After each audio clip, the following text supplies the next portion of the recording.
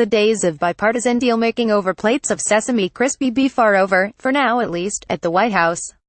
Nearly 3 months after Sen. Chuck Schumer and Rep. Nancy Pelosi left a Chinese food dinner at the White House gloating about an immigration deal, the Democratic leaders on Tuesday abruptly canceled a follow-up sit-down in response to a tweet warning that President Donald Trump was more interested in playing to his base than playing ball. Story continued below. Meeting with Chuck and Nancy today about keeping government open and working, Trump tweeted Tuesday morning. Problem is they want illegal immigrants flooding into our country unchecked, are weak on crime and want to substantially raise taxes. I don't see a deal. Schumer and Pelosi's response to the tweet, immediately pulling out of the meeting, was intended as a showy attempt at leveraging the Democratic votes the White House needs to keep the government open after December 8.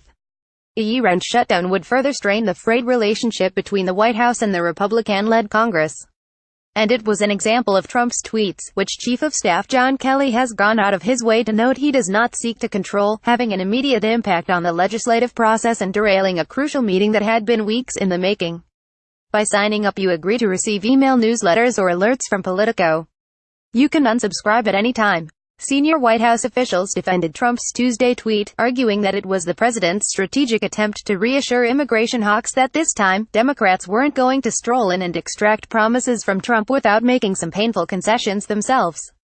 Others saw it as a potential overcorrection for a president who needs the support of Democrats in Congress to stave off a government shutdown.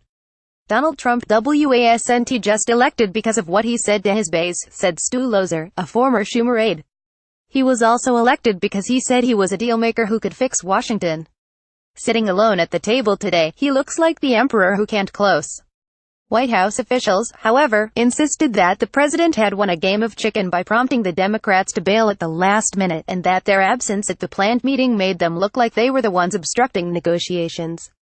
In September, Schumer and Pelosi left their Chinese dinner buoyed by a presidential promise to sign into law President Barack Obama's program giving some young undocumented immigrants work permits, with no insistence on building a border wall. But that verbal agreement infuriated conservatives, threatened to alienate Trump's base, and forced administration officials to assure Republican leadership that the president had not, in fact, unilaterally agreed to a deferred action for childhood arrivals fix without extracting any concessions in return. One senior White House official characterized the president's Tuesday tweet and comments on immigration as a way to get ahead in messaging on what's going to be a really difficult negotiation, given that Democrats are intransigent about a whole range of non-negotiable things. Trump highlighted the Democrats' absence with an impromptu afternoon photo op in the Roosevelt Room, where he was flanked by 2 empty leather chairs. Chuck Schumer and Nancy Pelosi did not show up for our meeting today, Trump said. I'm not really that surprised. They're weak on illegal immigration. They want the illegal folks to come pouring into our border. Tuesday's stalemate in negotiations came after weeks when the Big Four congressional leaders have been trying to schedule a meeting with the White House. Skeptical that any White House surrogates, even Kelly, can truly channel the president's thinking, Schumer and Pelosi have on multiple occasions refused to participate in any meeting or conference call that didn't include the president himself, according to 2 people familiar with the negotiations.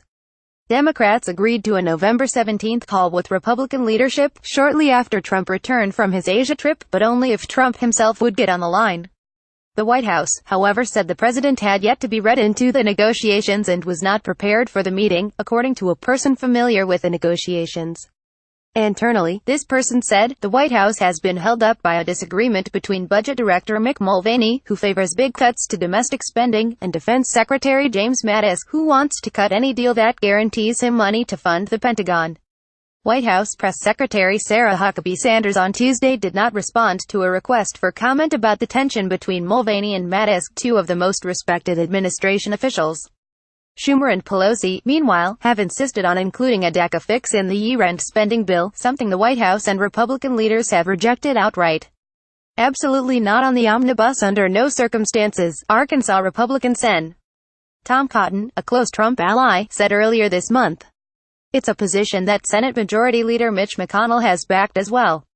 But the Democratic leaders saw the president's morning tweet as an opportunity to pressure McConnell and House Speaker Paul Ryan to make a deal.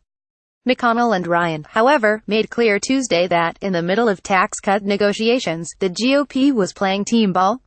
I've been in this position under a couple of previous presidents, McConnell said from the half-empty Roosevelt Room. I can't recall ever turning down an opportunity to go down to the White House. Ryan added, I just think it's very regrettable that our Democratic colleagues and leadership chose to not participate, because we have to negotiate these bills to get this work done for the people we represent and especially to help our military with these difficult situations we have. The three Republican leaders presented a rare united front. Any government shutdown that happened on his, Trump said from the Roosevelt Room, would ultimately not be his fault. If that happens, he told reporters, I would absolutely blame the Democrats. If that happens, it's going to be over illegals pouring into the country.